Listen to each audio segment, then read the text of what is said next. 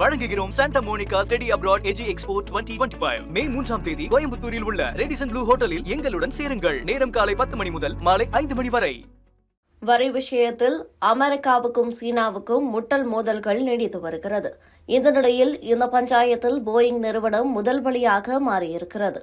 சீனாவுக்காக உருவாக்கப்பட்ட போயிங் விமானம் கடந்த வெள்ளிக்கிழமை மீண்டும் அமெரிக்காவுக்கே திரும்பி சென்றிருக்கிறது. இதனால் அந்நிறுவனம் நஷ்டமடைய தொடங்கியிருக்கிறது. போயிங் 737 மேக்ஸ் வகையைச் சேர்ந்த இந்த விமானம் அமெரிக்காவின் சியாட்டில் நகரில் உற்பத்தி செய்யப்பட்டது. அங்கிருந்து சீனாவின் ஜோஷின் நகர் கொண்டுவரப்பட்டது. இங்கு வைத்து பெயிண்டிங் உள்ளிட்ட வேலைகளை முடிக்க திட்டமிடப்பட்டிருந்தது. வேலைகளை முடித்து ஜியாமின் ஏர்லைன்ஸ் எனும் சீன விமான நிறுவனத்திற்கு இந்த விமானத்தை கைமாற்ற திட்டமிடப்பட்டிருந்தது.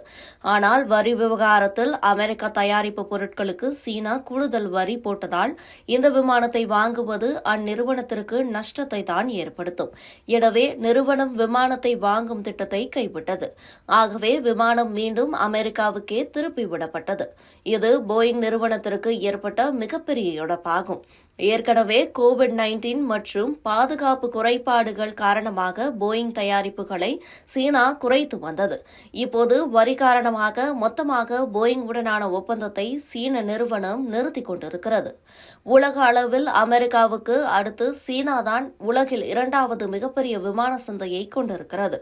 2035ஆம் ஆண்டுக்குள் சீன விமான சந்தையில் முதலிடத்தை பிடிக்கும் என்று சொல்லப்படுகிறது. அடுத்த 20 ஆண்டுகளில் சீனாவுக்கு 8560 விமானங்கள் புதியதாக தேவைப்படுகிறது என போயிங் ஒரு ஆய்வில் தெரிவித்திருந்தது. கடந்த 10 ஆண்டுகளில் தனது தயாரிப்புகளில் 25% சீனாவுக்கே போயிங் அனுப்பியிருக்கிறது. 25% என்பது மிகப்பெரிய சந்தை மதிப்பு. இப்போது இந்த சந்தையை போயிங் நிறுவனம் முழுமையாக இழக்கத் தொடங்கியிருக்கிறது. அதன் வெளிப்பாடுதான் சீனாவுக்காக செய்யப்பட்ட விமானம் மீண்டும் அமெரிக்காவுக்கே திருப்பி அனுப்பியிருக்கும் நிகழ்வு. அமெரிக்க தயாரிப்புகளுக்கு மாற்றாக உள்ளூர் தயாரிப்புகளை அதிகரிக்க சீனா முயன்று வருகிறது.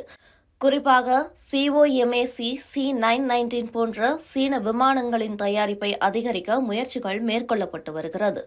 இது ஏர்பஸ் மற்றும் போயிங் ரக விமானங்களுக்கு மாற்றாக இருக்கும் என்று சொல்லப்படுகிறது. இது வெறும் தொடக்கம்தான். விமானத்துறையிலேயே இவ்வளவு பஞ்சாயத்துகள் ஓடிக்கொண்டிருக்கிறது. இன்னும் ஏராளமான துறைகள் இருக்கின்றன.